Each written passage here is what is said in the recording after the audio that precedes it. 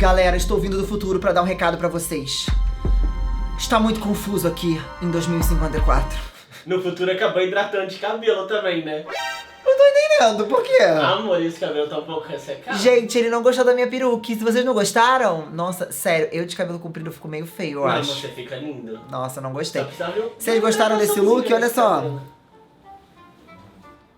Nossa, Cortei não. o cabelo, gostaram? Gostaram? Levanta a bunda. Cortei o cabelo. Aquele, né? Tipo, não, vou tirar, gente. Não gostei, não. Mas olha, essa peruquinha verde, uma coisa meio verde-limão, verde-musgo. E aí, gente linda? Como é que vocês estão? Estão frio aqui que vocês não têm ideia. Por isso estou encapotadinho, bem quentinho. Bem-vindos a mais um vídeo aqui do canal. E hoje temos um caso muito bizarro de yandere. Vocês sabem que yandere são pessoas que são obcecadas por alguém, completamente apaixonadas por uma pessoa, né? Normalmente temos muitos casos de yandere aí que matam as pessoas que elas são apaixonadas, como a gente sabe. O caso de hoje não é especificamente de uma yandere, mas muita gente comparou esse caso com vários outros casos de yandere pela frieza e pela coragem da pessoa de ter feito o que ela fez. Então não é bem o caso de yandere, mas vocês vão entender no decorrer aqui porque muita gente fez essa comparação e esse caso ficou conhecido também nesse espectro aí por essa galera que acompanha casos de yandere. Hoje estamos aqui em mais um caso criminal, ou seja, temos muitos acontecimentos aí, uma história longa e é caso sério, que a gente sabe que caso criminal aqui a gente traz com uma seriedade, tentando ser leve na onde dá, né, mas normalmente não dá, porque sempre tem umas coisas meio bizarras. Mas antes da gente começar, meus amores, preciso que vocês comentem alguma coisa aqui. Jean, olá, boa tarde, Jean. Oi, Jean, tudo bem? Bom almoço. Qualquer coisa, porque vocês sabem que isso ajuda o YouTube a entregar mais vídeos. Então, se você não sabe comentar, comenta qualquer coisa. Dá uma notinha pro Jean do futuro também. Enfim, gente, comenta que ajuda muito. E deixa o like também. Um likezinho e um comentário, um emoji, um ponto. Qualquer coisa que vocês comentarem faz o vídeo subir, então me ajuda demais. E o likezinho também. Se inscreve no canal que ainda não for inscrito e me segue nas redes sociais, @JeanLuca no Instagram e o Jeanluca no TikTok, no Twitter e em todo o resto. Passando na tela agora o canal de cortes, porque tenho gameplays diárias em outro canal. Canal de cortes aqui de várias gameplays bizarríssimas Não lá. só gameplay, como também react. Tem react também lá. A gente tá fazendo de um tudo naquele canal, gente. Lá é o canal que eu solto o que eu quiser, entendeu? Liberdade. E também faço lives na roxinha, que está passando aí na tela. Quem quiser assistir minhas lives, se inscreve lá também. Recados dados. Vamos logo pra história de hoje. Vocês já se depararam com algum caso, um caso bizarro? Geralmente são esses casos criminais que são realmente meio assustadores, onde você fica assim, até tendo pesadelo com aquilo, pensando, ih, gente, esse negócio é sinistro. Eu e o Lucas, a gente tá vendo uma série, que é aquela série do Dahmer, qual é o nome dele mesmo? Jeff Dahmer. Que é bem intenso, não sei se vocês estão acompanhando aí também. E o caso de hoje não fica atrás, tá?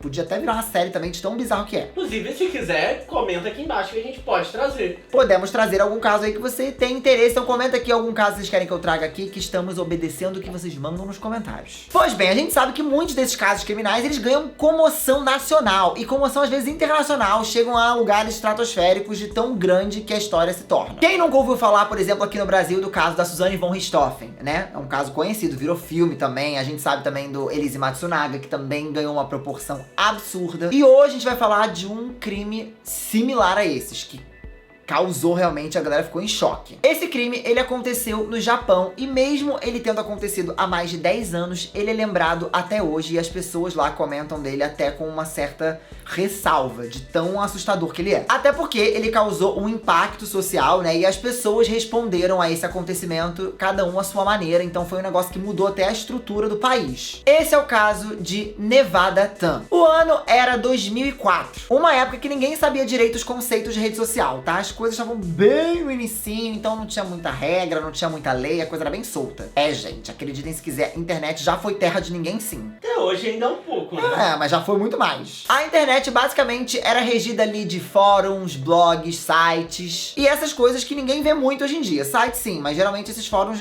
tem pouquíssimos que bombam hoje em dia, não é uma coisa tão em alta como já foi. Tirando o Reddit, né? Que Reddit é um acontecimento, mas estamos falando no geral. Na época, fóruns eram bombadíssimos, blogs também. Ou seja, a internet estava dando ali os primeiros passos, não estava ali totalmente formada, ainda tinha muita coisa acontecendo. Na cidade de Sasebo, eu não sei se é Sasebo ou Sasebu, mas enfim, na cidade de Sasebo, era dia 1º de junho de 2004. O dia parecia que ia ocorrer normalmente, como qualquer outro dia. As ruas estavam cheias de carro, as pessoas indo trabalhar, Enfim, tudo como sempre foi. Mas nenhuma daquelas pessoas suspeitou, e nem tinha como suspeitar, que ao mandar os filhos pra escola naquele dia, poderia ser a última vez que eles iam ver, né, os entes queridos ali com vida. E foi o que aconteceu para duas dessas famílias que não imaginavam o que estava por vir. Natsumi Tsuji e Satomi Mitarai eram conhecidas por serem ali grandes amigas, por melhores amigas BFFs. Amigas próximas, gente. Elas iam para várias aulas juntas, até porque, para quem não sabe, nos Estados Unidos e no Japão, gente, são os alunos que escolhem as eletivas e as matérias que eles vão fazer. Então, não são todos os alunos que fazem todas as aulas, que nem aqui no Brasil, por exemplo. Então, elas faziam muitas aulas juntas. Elas também jogavam juntas no time de basquete, enfim, a amizade, gente. Aquela coisa junta, carne e unha, alma gêmea, amigas. O que poucas pessoas não sabiam é que já tinha começado ali, entre elas, uma briga entre as duas. As duas já não estavam muito bem na amizade, mas a galera meio que não sabia disso, porque tava meio que uma coisa entre elas ali. Não tava as coisas, não estavam legal as coisas entre elas. E é aí que entra a parte da internet. Por isso que eu fiz aquele gancho lá explicando que primeiro era terra de ninguém, porque vamos ter uma treta aí virtual. Lá em 2004, como eu falei pra vocês, não existiam redes sociais, né? Não era uma coisa assim extremamente forte. E pra falar com os amigos, as pessoas usavam os chamados message boards, que é mais ou menos um fórum onde as pessoas elas podem criar tópicos e as outras pessoas podem comentar. Então era meio que assim que as pessoas conversavam ali. É exatamente o exemplo que eu dei do Reddit. É meio que esse esquema. Alguém criava um tópico ali e é assim que você se comunicava com seus amigos dentro de fóruns. Obviamente, eles não eram sofisticados, que nem os aplicativos que a gente tem, que nem o Instagram da vida, que nem o TikTok. Não era assim, TikTok, valeu. Falando com um gringo. Macasmatics. Não é tão sofisticado que nem os aplicativos que a gente tem hoje em dia, mas dava pro gasto, né, gente? A galera conseguia se comunicar ali pelos tópicos e pelas coisas. Só que apesar de ser uma ferramenta super útil na época, né, foi lá também que começaram os famosos cyberbullying.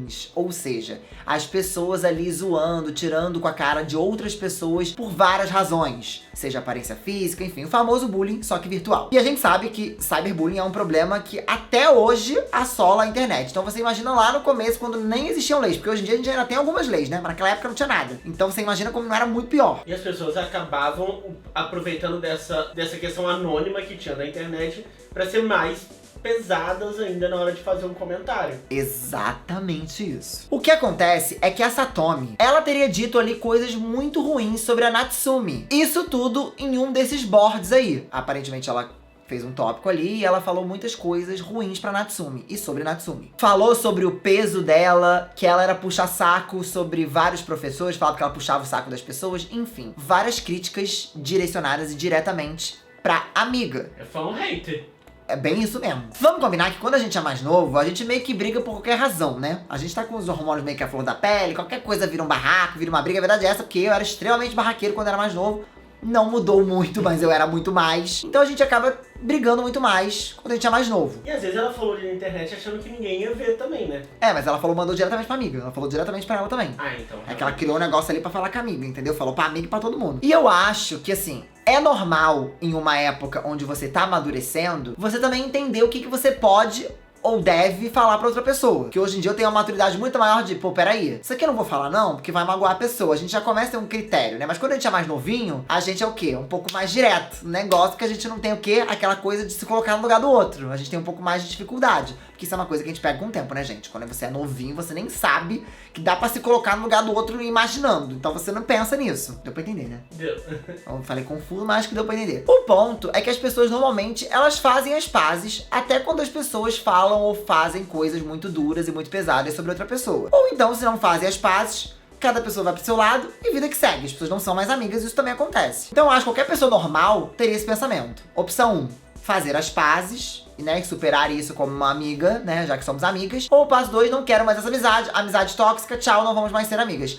Mas a Natsumi, ela não pensava que nem a gente. Ela achava que ela tinha que fazer mais. Que não era o suficiente simplesmente se afastar ou perdoar. Não, ela queria mais. É aí então que começa a vingança de Natsumi. Nesse dia, a Natsumi, ela saiu pra escola e sem que a mãe dela percebesse, ela escondeu um estilete dentro do bolso da roupa que ela tava usando. Então ela meio que saiu de casa já premeditando alguma coisa, né? Porque você sai de casa, você pega um estilete e guarda alguma coisa, você tá imaginando. A primeira parte da manhã nesse dia, ela ocorreu normalmente. As duas assistiram a aula e nada parecia estar fora do comum até para as pessoas que estavam em volta. Era um dia comum. Isso até a hora do intervalo pro almoço. A Natsumi chamou a Satomi pra ir até uma sala com ela, uma sala que tava vazia. E assim que elas estavam completamente sozinhas, a Natsumi a Satomi com toda a sua força. Ela acertou a amiga várias vezes com o objeto que vocês sabem que estava com ela, né? E acertou em várias direções diferentes até que ela conseguiu acertar o pescoço da Satomi.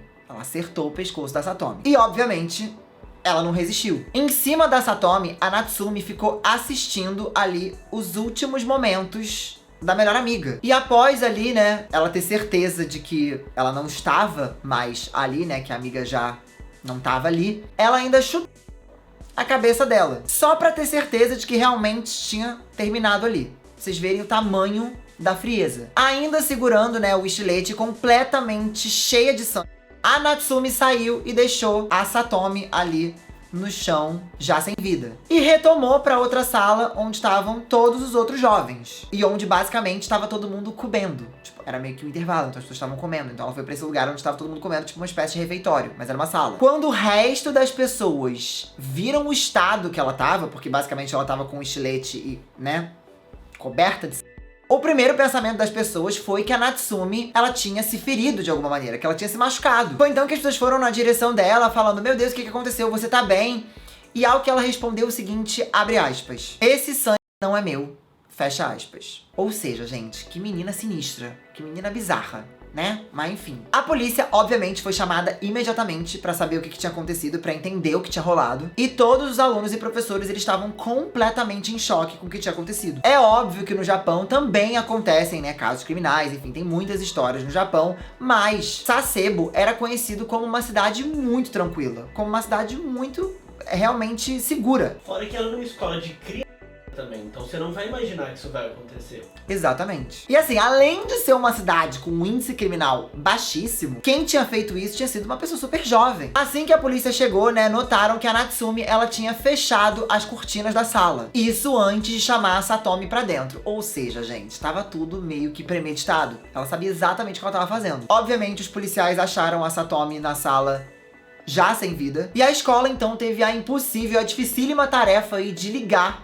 pros responsáveis da Satomi pra contar o que tinha acontecido. O pai da Satomi, o Kiyoji Mitaraji, ele correu pra escola o mais rápido que ele pôde quando ele ouviu, né, quando ele ouviu no telefone o que tinha acontecido com a filha dele. E não, se você acha que já no telefone ele sabia o que tinha acontecido, não, a escola tinha falado que a filha dele tinha se machucado. Então ele foi o mais rápido possível pro colégio sem saber o que já tinha acontecido. Que de fato não tinha mais jeito. O Kiyoji, o pai da Satomi, ele era viúvo e ele já criava os 3 filhos dele sozinho, porque a esposa dele já tinha falecido por conta de um câncer. E agora ele tava passando pela difícil situação também de estar lidando com uma questão com a própria filha dele. Durante uma entrevista, inclusive, ele disse que não conseguia imaginar a vida dele sem a Satomi e que a Satomi era como se fosse o oxigênio pra ele e que não tinha razão mais dele continuar existindo. Quando então chegou o momento de prender Natsumi, ela já mostrava ali sinais de arrependimento pelo que ela tinha feito. Inclusive falaram o seguinte, abre aspas, ela confessou o crime no ato e contou à polícia que havia feito uma coisa muito ruim. Ela gritou desculpa várias e várias vezes enquanto levavam ela. Já na delegacia, a Natsumi, ela se recusava a comer ou falar qualquer coisa. Parecia que ela simplesmente tinha se desconectado do mundo. Falaram que ela ficava no canto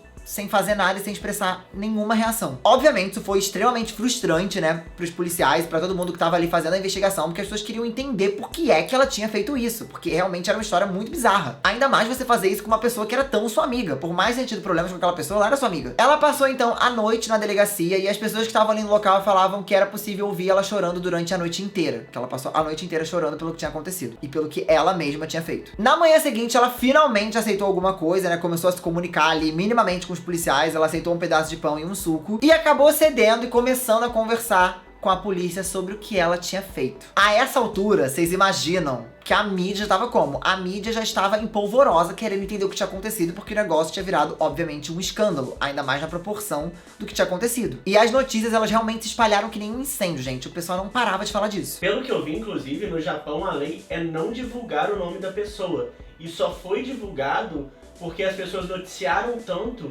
que vazou o nome dela em alguns desenhos que ela fazia. Olha que loucura, gente, pra vocês verem a proporção do negócio. Porque como se tratava de uma pessoa tão jovem, eles geralmente tentam, né, encobrir ali, até pra pessoa depois poder ter uma vida depois disso. Mas o nome vazou. Centenas de pessoas ofereceram condolências pra Satomi e pra família dela, enquanto outras pessoas exigiam justiça pela Natsumi. Então as coisas estavam meio divididas. E na época, eles divulgavam ela como Girl A, devido à idade dela, como eu falei pra vocês, né? Mas depois espalhou e todo mundo já sabia o nome. Nos 2 meses que antecederam o julgamento da Natsumi, os investigadores, eles mergulharam a fundo no passado da garota. Até pra entender o que levaria uma pessoa tão jovem a cometer uma atrocidade dessa, né, gente? Apesar de ser, sim, uma boa estudante, ter notas ótimas, haviam sinais de que a Natsumi, ela tava passando, sim, por algumas dificuldades. Ela amava jogar basquete, ela tinha, sim, um número significativo de amigos, ou seja, era uma pessoa ali que tinha uma rede de amigos legal, mas meses antes, as coisas começaram a dar errado pra ela. Foi então que as pessoas começaram a entender, entre muitas aspas, o motivo do surto. O que teria motivado esse surto? Os pais dela, a princípio, teriam ficado insatisfeitos com algumas notas que ela teria tirado, né? E tiraram ela do time de basquete. Então a gente já sabe aí que basquete era uma das paixões dela e os pais dela falaram: ah, é, nota ruim? Tchau, adeus time de basquete. Então ela perdeu o time de basquete. Eles começaram a pressionar ela bastante pra ela fazer outras atividades extracurriculares, até pra dar uma melhorada na nota. Até porque isso ajudaria ela a conseguir entrar numa universidade, porque a gente sabe que lá o seu desempenho no colégio afeta muito a universidade que você vai entrar também. Então, os pais estavam tentando ali instigar ela a melhorar as notas no geral. Só que isso não era tudo o que estava acontecendo. Foi descoberto também que a Natsumi, ela teria ganhado ali interesse por dark media. Cartoons e filmes que com certeza e definitivamente não eram filmes pra faixa etária dela. Ela começou a ter muito interesse em filmes bem pesados, como a série de livros Battle Royale, sobre um grupo de estudantes que fica preso numa ilha e meio que tem que lutar até a morte entre si, até que um deles vença e possa sair vivo da ilha. Eu achei, inclusive, uma coisa meio Hunger Games, né? Provavelmente Hunger Games deve ter se inspirado aqui um pouco essa história parecida que eu não conhecia. É, Round 6 também. Round 6 também, enfim. Alice in Borderland. A maioria. Tem várias histórias, várias histórias. Psicólogos também descobriram alguns incidentes antigos que a Natsumi teria tido, incluindo lutar com outros estudantes e levar objetos cortantes pro colégio. Isso tudo 1 mês antes do que aconteceu aí, infelizmente, com a Satomi. Ou seja, 1 mês antes, ela já estava fazendo coisas ali meio bizarras. E aí que a gente entra num assunto meio sério e meio nebuloso aqui, que muita gente na internet fala, mas as pessoas às vezes também ficam meio assim, né? Porque qual é o limite? Enfim. Que é a discussão sobre conteúdo na internet e como os pais podem impedir os filhos de acessar alguns tipos de material. Por mais que seja difícil de assumir, né? A gente tem que concordar que talvez se a Natsumi não tivesse achado essas coisas online, ela nunca teria pensado em fazer o que ela fez com a Satomi. Que a gente tem que concordar que quanto mais novo você tem, menos discernimento você tem das coisas. Por isso, gente, que quando existe uma classificação indicativa nas coisas, não é do nada. Não é à toa. Existe uma razão para aquela classificação indicativa existir. Muita gente fala, não, eu posso ver, mas não é uma questão do que você acha que você pode ver. A classificação indicativa, ela existe por uma razão. Também foi sugerido de que ela poderia estar sofrendo de uma condição chamada Síndrome de Hikikomori. Hikikomori, desculpa, gente, que é difícil. Síndrome de Hikikomori, que inclui sintomas de vício em internet, retraimento social, depressão, mas isso era uma coisa que a mídia falou, mas nada foi confirmado, tá? Não foi confirmado de que ela possuía essa síndrome, foi uma coisa falada pela mídia na época. Lembrando que para poder diagnosticar alguém, o psicólogo precisa conversar com essa pessoa. Não acredite em gente que fica diagnosticando os outros aí pela internet só por causa de vídeo, não, porque isso é errado, isso é até antiético. Exatamente. E também aqui, foi o que eu falei, foi o que a mídia disse, mas nada foi provado. Então, acabou aí calhando de a galera achar que muitas das coisas vieram de referências de coisas que ela assistiu também. Agora vamos falar sobre o julgamento, né? Muita coisa aconteceu e chegou o julgamento. O julgamento aconteceu no dia 15 de setembro de 2004. A corte da família japonesa decretou que a Natsumi, ela deveria ser internada. Apesar dela não ter sido diagnosticada com nenhum distúrbio, a severidade do que ela fez, né?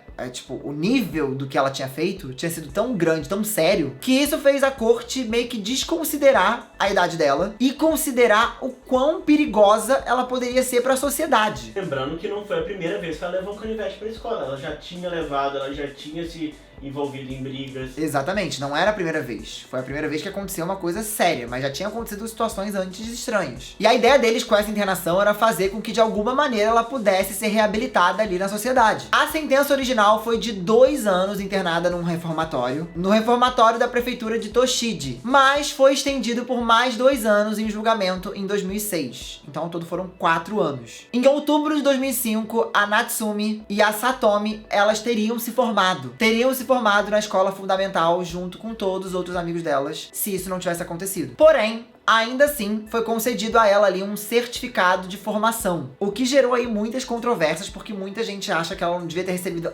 certificado nenhum, mas ela recebeu. Gente, a intenção da cadeia não é condenar a pessoa para sempre, é tentar restabelecer e reabilitar. Voltar a viver na sociedade. Exatamente. Só que essa decisão de dar ali o diploma pra ela, né, o diploma de formação, foi uma decisão da corte. Eles queriam garantir que a Natsumi tivesse uma chance de se reintegrar aí à sociedade e conseguir passar por cima do que ela mesma tinha feito. Provavelmente se tornar uma cidadã decente no futuro. Mas aí você deve estar se perguntando, e Natsumi? O que tá acontecendo com ela agora, tempos atuais? Em 2008, a Natsumi, ela foi liberada do reformatório que ela estava cumprindo pena, e ela foi posta para cumprir prisão domiciliar. Já em 2013, ela foi totalmente liberada e deixada ali para os cuidados com a família, que a família tivesse cuidados ali com ela. E lembrando que era 2 anos, só que crimes assim, a pessoa só pode sair quando o Estado entende que ela tá apta a viver em sociedade.